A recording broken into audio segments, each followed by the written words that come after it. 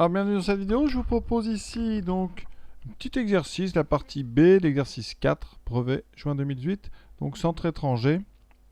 Alors on est sur les marais salants, donc on a la fleur de sel, et là on a une brouette, on va calculer le volume de cette brouette. Alors cette brouette, c'est un prisme droit, donc c'est indiqué dans le texte, et on vous dit donc ce schéma-là, on vous le donne, et on vous donne à côté donc prisme droit, un petit plan. Et on vous rappelle le volume d'un prisme droit. Donc je vais vous rappeler quand même rapidement ce que c'est un prisme droit. Ça tombe très souvent. Et on a aussi l'air d'un trapèze, chose qui tombe aussi assez régulièrement. Donc c'est bon de le savoir. Donc montrer que cette brouette a un volume de 77 litres. Alors, un prisme droit, qu'est-ce que c'est? Eh bien, il faut un polygone que vous posez sur le sol. D'accord? Et vous aurez une face en face de ce polygone. Donc vous aurez deux faces identiques. Dans cet exercice, c'est un trapèze. Donc on va poser un trapèze par terre. Voilà. Donc ici, un trapèze. Et donc, je fais le même trapèze plus haut. Voilà, j'essaie de faire exactement le même. Et un prisme droit, qu'est-ce que c'est? Eh bien, c'est quand vous reliez ici donc les deux polygones et que toutes les faces que vous avez formées sont des rectangles. C'est-à-dire qu'ici, normalement, vous avez des angles droits. Ici, des angles droits, des angles droits. Donc, comme dans notre dessin, ici, vous regardez bien le dessin, vous avez comme ça chaque face ici qui est un rectangle. Vous avez donc en haut un trapèze, d'accord, en bas un trapèze, et après les autres faces sont tous des rectangles. Donc on a des angles droits un petit peu partout. Donc il faut qu'on ait l'air de la base, c'est-à-dire l'air du trapèze, qui forme ce prisme et sa hauteur. Donc nous, notre prisme, alors je vais le dessiner. Donc on a la brouette qui est comme ceci. Donc on a un premier trapèze. Alors je vais mettre les longueurs dessus. Ici on nous indique 35 cm, 40 cm et 70 cm. Donc déjà on peut, ça va être ici, ça va être notre base. Donc ça c'est la base. Donc quel est l'air de cette base? L'air de la base, c'est donc l'air d'un trapèze ici, trapèze rectangle. Donc c'est base, grande base plus petite base pour hauteur sur 2. Alors ici, pour que vous soyez d'accord, donc grande base ça va être 70, petite base c'est le côté en face mais qui est parallèle, et la hauteur c'est 35. Donc ça nous donne 70 plus 40, ça c'est grande base plus petite base, fois la hauteur, donc 35, sur 40, sur 2, pardon. Alors si vous laissez en centimètres, le résultat que vous aurez sera en centimètres carrés.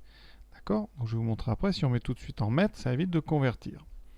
Alors avec la machine, on met bien les parenthèses, d'accord? Faites très très attention, 70 plus 40, on ferme la parenthèse, ensuite fois 35, voilà.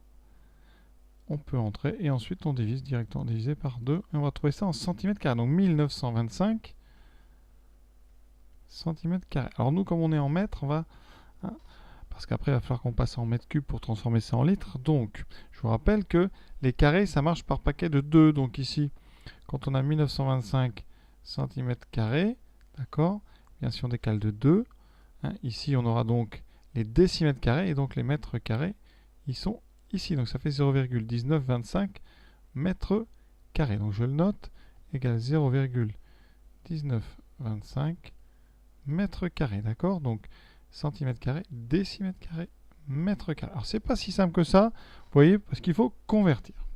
Et ensuite, on va devoir donc calculer le volume. Donc il va falloir multiplier par la hauteur. Le volume, donc, ça sera 0,1925 mètres carrés fois 40 cm. Donc si vous voulez, on est obligé de mettre des mètres. Donc ça fera fois 0,4.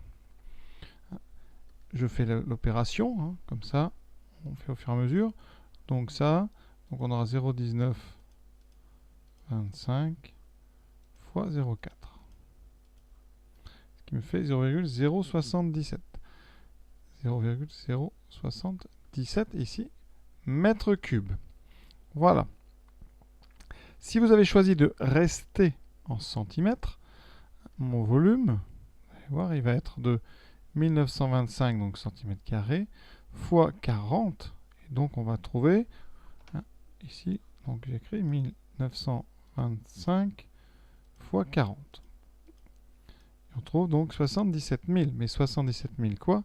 77 000 centimètres cubes. et je vais vous rappeler comment on passe de centimètres cubes à mètres cubes. Alors, ce sont des cubes, donc ça va marcher par paquet de 3. Donc on a centimètres cubes. Dans un centimètre cube, on a 1000 décimètres cubes. D'accord? Donc on a ici 3 places. Et après, pour aller au mètre cube, on a 6 places. Donc on a, dans un centimètre cube, on a 1 million de mètres cubes. Donc ici, on va écrire le 77 000 en partant de là. 77 000.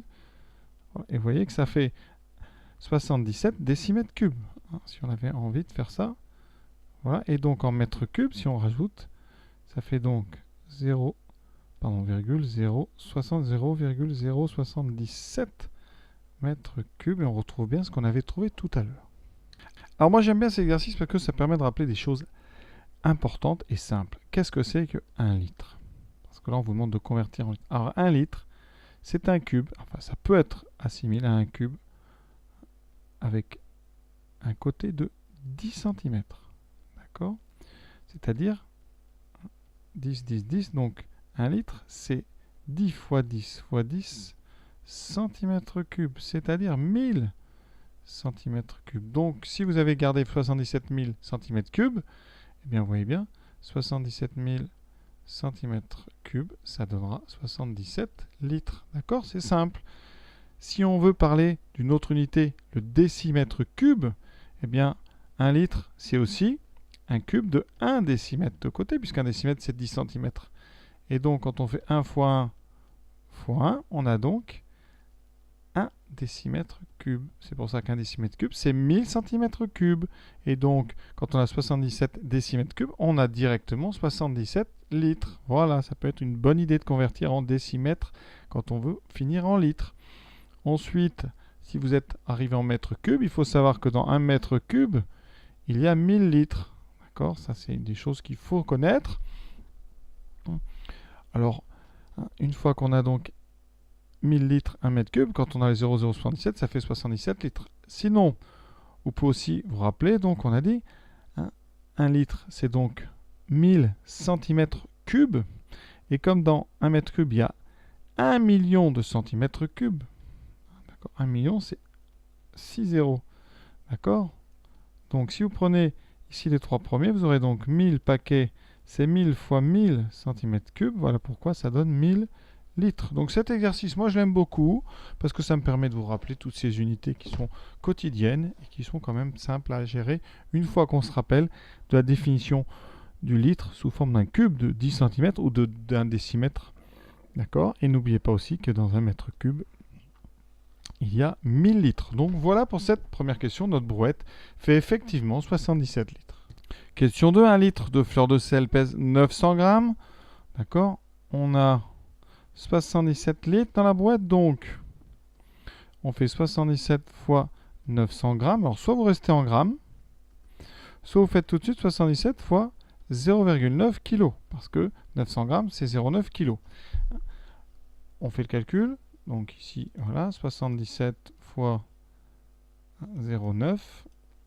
Et on obtient 69,3. Donc ça fait 69,3 kg. Donc là, l'exercice est fini. Ici, vous voyez combien on va trouver 977. Ça fait ici 60. Alors, vous voyez, c'est comme s'il y avait 1000. Ça ferait 77 000. Donc ça fait 60 300. Donc ici, par contre, grammes. Sachant que dans 1 kg, il y a 1000 grammes. Voilà pourquoi ici, vous avez en fait, vous avez 69,3 fois 1000 grammes, c'est-à-dire 69,3 kilos. Donc voilà, un exercice terminé, rien de difficile, juste un petit exercice pour réviser un petit peu toutes nos unités. Voilà, j'espère que ça vous a plu. N'hésitez pas, on partage, vous likez si vous avez aimé, et puis vous commentez si vous avez une question. Voilà, à très bientôt.